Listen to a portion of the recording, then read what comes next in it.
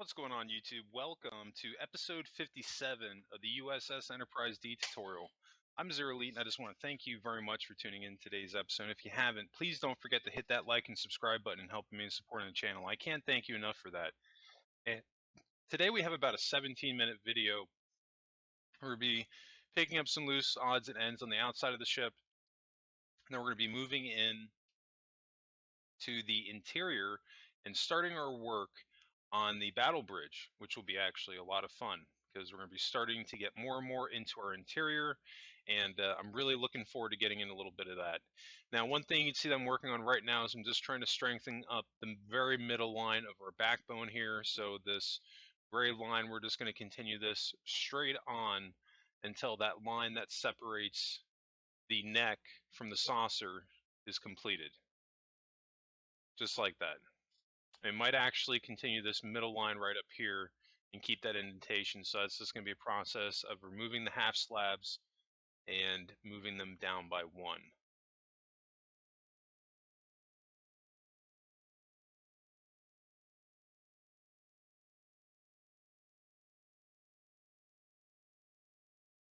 And we'll leave that. That looks pretty good. All right.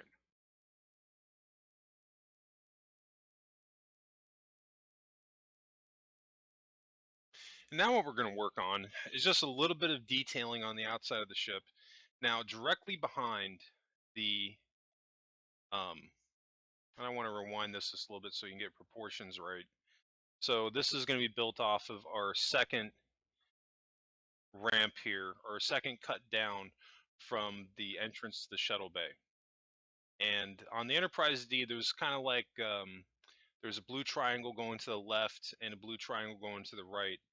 And depending on which version of the ship that you're looking at, some of those are like running lights for the primary shuttle bay, and some of those are and some of them are windows. It honestly, it depends on which version of the model that you're looking at. And I just kind of, I took a decision, or I made a decision on this, and was like, you know what, I'm just going to kind of make this as like a running light um, entryway point into the main shuttle bay. And it looks pretty cool because that's going to be one of the things that's going to be a little bit difficult with the Enterprise D, is that she really does not have as much pinstriping um, as you would think. A lot of the detail in the Enterprise D went into the Aztecing, which is something that I talked about in previous episodes. That I'm not quite sure that that's something I'm going to be doing for the Enterprise D, and if I do, it's going to be kind of subtle. Now we're going to be making our way up on the primary saucer, the top portion, and we're just going to be adding in some gray detailing on the left and right side, which is something that the ship has. And kind of what I'm doing right now, of course, if you don't have this up, get your screenshots of the Enterprise D, use your 3D model that you can find on Google, just search U.S.S. Enterprise D 3D model, and just start looking at your reference material, looking at the ship from different angles and seeing what details you can pull from that ship, and include that in our model, or basically our model that we're working on here. You'd be surprised some of these subtle details can really help scream Enterprise D. And since we're probably not going to be, we may not necessarily do the Aztecing, because I told you guys I found one picture of a simpler version of the Aztecing, but it was only for the neck. And I tried going to the source page, and unfortunately they only had the neck. So like, that's something I'm still working on. I really do want to try to have um, Aztecing on this ship if I can, but if I can't find a template that I want to use, basically, then I'm going to have to wing it, and that's not something that I've necessarily settled on right now. But we're going to be working on this thing for a while, so I'm not really in a rush to get there. There's still a ton of detailing left to do on the interior of the ship as well. Like I said, this is going to be a long build, and I'm really not trying to rush this thing. I'd rather take my time and get it right. And if it blows up to how many episodes it blows up to, I'm okay with it, as long as the ship comes out awesome and it's going to complement the ship, which I think it's definitely going to. But we're going to have to see how that works out, because I already know for a fact this is going to be my longest tutorial. Hopefully I can keep everybody engaged and into this build as we're going. But so far, I think we've been doing a pretty good job. I've had a decent amount of people commenting, liking my page, and just want to thank everybody again, everyone that's done that. You all are awesome. Remember, you know, the more likes I get on my videos, the more people are going to see them. And same thing with the subscriber count. As we approach 1,000 subscribers, I'm going to be doing a tutorial on the Enterprise A from Star Trek Beyond, which is going to be really cool. I'm really looking forward to that. And then we got Voyager coming up too, which is going to be the immediate build following the Enterprise D. So definitely a lot of cool stuff coming around on the channel. So definitely keep an eye out for that. But right now we're working on the Enterprise D, and that's my immediate focus. So anyway, we've gotten just a little bit of detailing done in the neck here, and we're going to be moving down to the next portion of this build. Now you're going to see that I'm going one down from our shuttle bay entryway point on each side of the shuttle bay. This was originally where I was going to build the battle bridge. Um, Ultimately, I decided not to do this because I was only going to have um, a block space going above me, and the battle bridge is a little bit taller than that. Now, what you see me doing right now, you can still keep some of this. If you do want to end up having a deck here on my ship, this is going to end up being a facade deck, and I don't believe that I use this space at all. So we're going to end up coming back here in a moment, and we're going to be building directly underneath it. But that was kind of one of those things I really didn't decide that until like a few minutes into this, because I was kind of thinking like, well, maybe I can get away with it. But as we went on, I really didn't get as much out of the space that I wanted to. Because that's going to be the other thing too. Like, we're going to have a lot of space in the neck here to fill in. And I'm not going to lie, some of this was challenging to figure this out because there's really not a heck of a lot of reference material in this section of the ship. So kind of what I ended up dedicating this space to was the battle bridge, engineering, and then the torpedo room. And even the torpedo room ended up coming out a little bit smaller than I wanted it to. And that was only because the deck that I built it on was a little bit lower down in this, and as we go lower down, the neck itself is going to get narrower and narrower. So that's something you have to definitely keep in mind. But cool thing about these ships is that you can have a little bit of fun with this. Like what I'm going to be doing right here, even though that I'm going to be ending up building this one deck down from where it currently is. Once we close in all this, you're really not going to be able to notice that the battle bridge is just a little bit lower in the neck than it should be. And in a perfect world, would I have it a little bit higher up? Yeah, but you know what? At the end of the day, we're never going to be able to separate our saucer from our neck. So we're not going to be able to do any of that exterior detailing for the battle bridge or anything like that. Really, it's just going to come down to building out the interior for it and then calling it a day.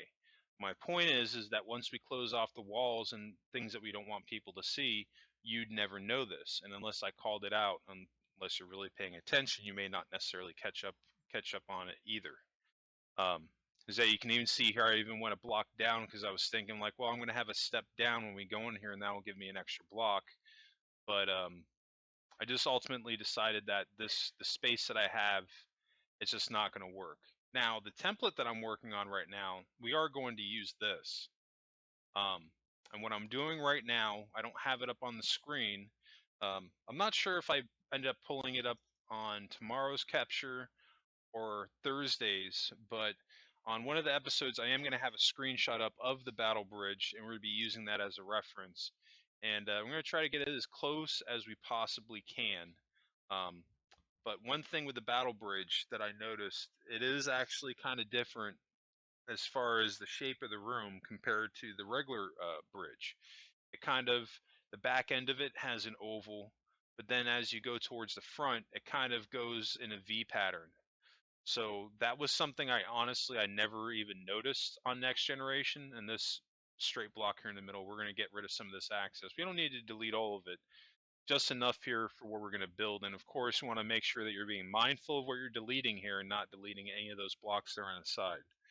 But Yeah, I never noticed that the battle bridge kind of V'd off towards the front because I could be wrong, but in Next Generation they only ever showed you the backside of it, of that room. Okay, here it is. So I am going to use that in today's episode, and you can see exactly what I mean. We only ever saw this back area here, so it looked like the battle bridge was round. Now, the one exception that we're not going to be able to do, and it kind of sucked, but it is what it is. Off to the side here, there's a doorway to go into the captain's ready room for the battle bridge. This version of the battle bridge is just not going to have it. I just don't have the room to do it. I could have maybe have moved the battle bridge somewhere else, um, but I wanted to try to keep it around about where it should be, give or take a deck. And I kind of figured if I do that, then it's not really going to be that big of a deal, and I'll be happy enough with it. But um, it was funny because the Battle Bridge was actually the first room that I fully built out on this ship.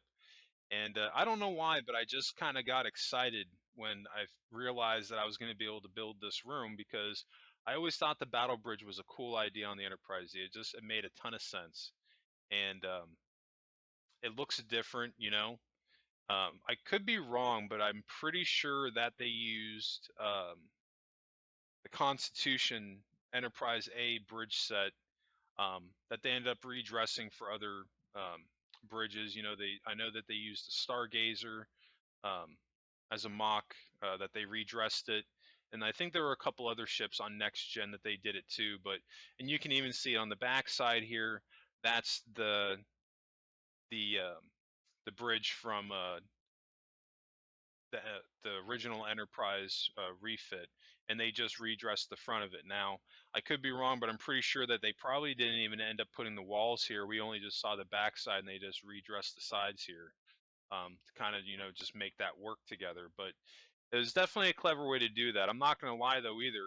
That was probably like one of my gripes with Next Generation, and I always kind of wondered that is that it takes place 78 years after Kirk's era, but you still have um, a lot of ships that are in service from that period.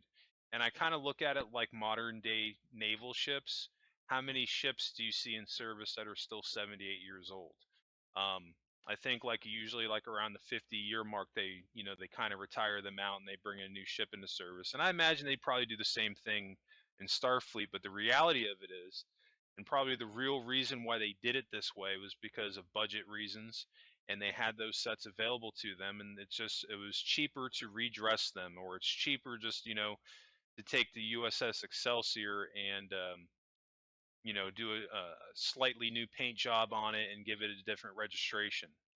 Um, so I definitely get that, but it was always one of the things I wanted them to explore more with that next generation. Having more next generation era ships, which is one of the things I loved about Star Trek Online because I feel like for a lot of reasons, they really fleshed out a lot of those. They gave us a lot of next gen era ships, which is pretty cool. I've got my own reservations with their lock boxes and how they have that set up, but they've done a decent job in fleshing out the era ship, which I definitely a huge thumbs up for me. Now you can see now, getting back on what we got going on here, I'm starting to flesh out the next deck down, and that's because I'm getting ready to start building out the same thing that we have directly above us, but on the next deck down. So this way we have just a little bit more room. Um, Now, like I said, if you really wanted to, you can leave that facade for the hallway for the deck directly above us, maybe fork off to the left and right. But by the time that we're done with working on the battle bridge, it will impede into that deck. So you'll only be able to go so far with it. Because remember, on my version of this, I don't believe I fleshed out that deck. I could end up being wrong because I did actually do a lot of work on the neck of the ship as far as adding interior rooms, but a good portion of it was dedicated to engineering because um, I wanted to try to have extensions of engineering and make it feel more realistic that you know you'd have for this scale ship. It felt like it demanded it to have a large scale or a large portion of the lower hull designated for engineering, considering how big the Enterprise D is. Excuse me. So we're not doing anything super crazy right now. We're literally just repeating the same template that we have above us, and we're kind of getting just a little bit of prep work done. So this way, when we come back in the next 2 episodes, we can really flesh this thing out and build it out to where it needs to be.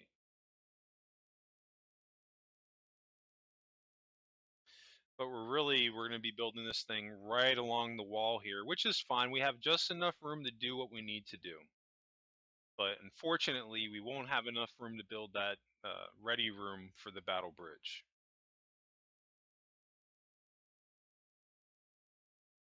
So I'm pretty sure that when I was talking about the few exceptions I made with the ship, it just kind of ironically worked out that way, that the ready rooms were the ones that I ended up having to make the exceptions with.